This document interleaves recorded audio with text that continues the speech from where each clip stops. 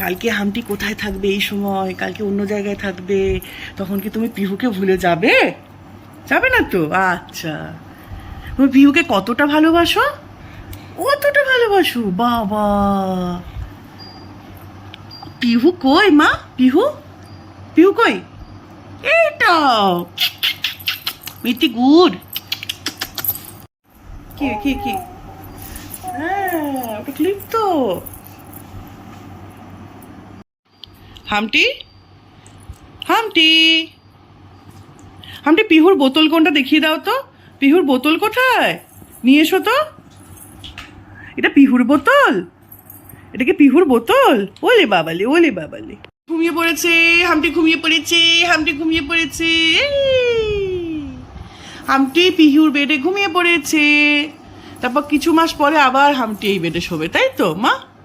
তাই তো, তাই তো। ওলি বাবালি, ওলি বাবালি, ওলি বাবালি, ওলি বাবালি। আচ্ছা ঠিক আছে, ঠিক আছে, ঠিক আছে। কই না, ওরম কই না বাবা। হাসো, স্মাইল, স্মাইল।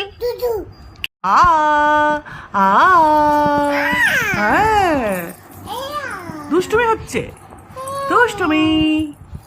আমি দাঁত দেখি। ওলে বাবা, কত দাঁত দেখো। তোমাদের কি এত দাঁত আছে? নেই। তুমি পিহুকে কতটা ভালোবাসো? এতটা ভালোবাসো বাবা। পিহুকে এত ভালোবাসো? বাহ, আদর হচ্ছে, আদর আদর। আদর। পিহুর কোলে আদর হচ্ছে। আবার কিচ্ছু মাস পর দেখা হবে, তাই তো?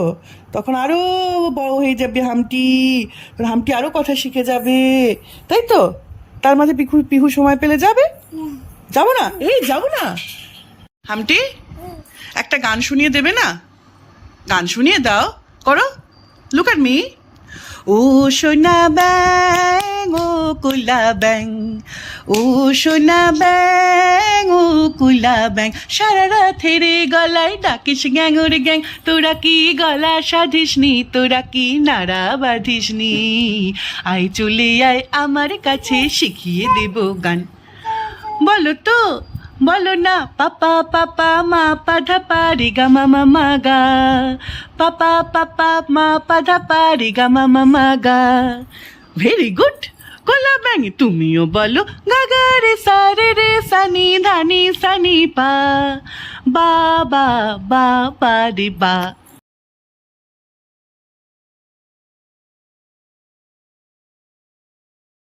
হামটি রেডি হচ্ছে। হামটি ফার্স্ট ফ্লাইট চড়বে লাইফে 1 বছর বয়সে। আমরা কত বড় বয়সে চড়েছি, তাই তো?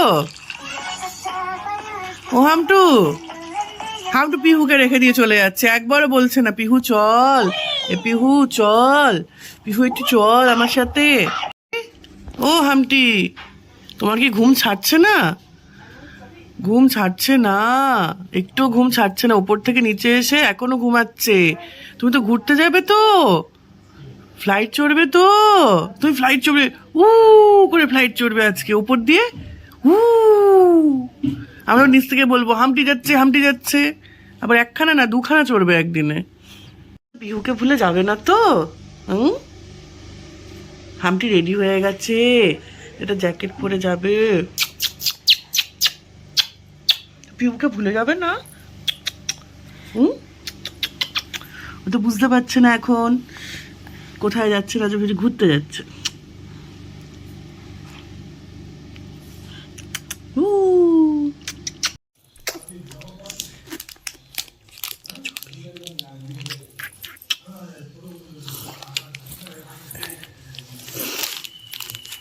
তোমার এত চিন্তা কিসের?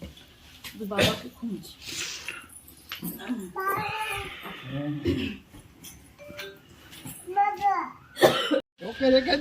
যা, ওকে রেখে দিয়ে মনে চলে যাচ্ছে সবাই। যা, হাঁস সামলে, ও নিজে সামলাতে পারছে না, ও হাঁস সামলে পাচ্ছে না। দাদাকে টাটা করে দাও।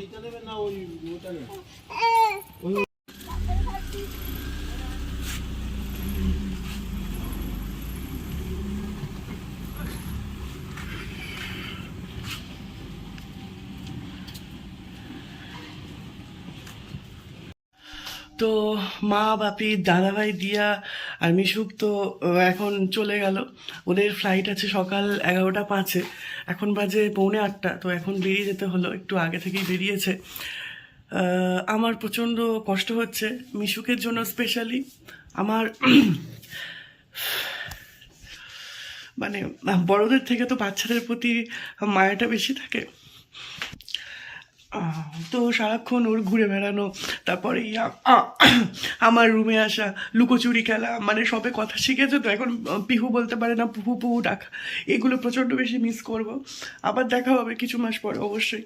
তারপর মানে ঘুমালে ঘুম থেকে তুলে দেওয়া, অফিস যাওয়ার সময় দরজা নক করে পুহু পুহু দুবার ডাকবে, তোমার দাদা বলে ডাকে আমাকে, পিহু তো বলতে পারে না এখন, শেখেনি। তো এগুলো খুব মিস করব। আর আমার দাদা ছোটো থেকেই, মানে আমি যখন ক্লাস 8-এ পড়ি তখন থেকে দাদা বাইরে থাকে পড়াশোনা করার জন্য, তারপর তো চাকরির জন্য। দাদার প্রতি হ্যাঁ মানে কষ্ট যা পাওয়া তো ছোটোবেলায় পেয়ে গেছি।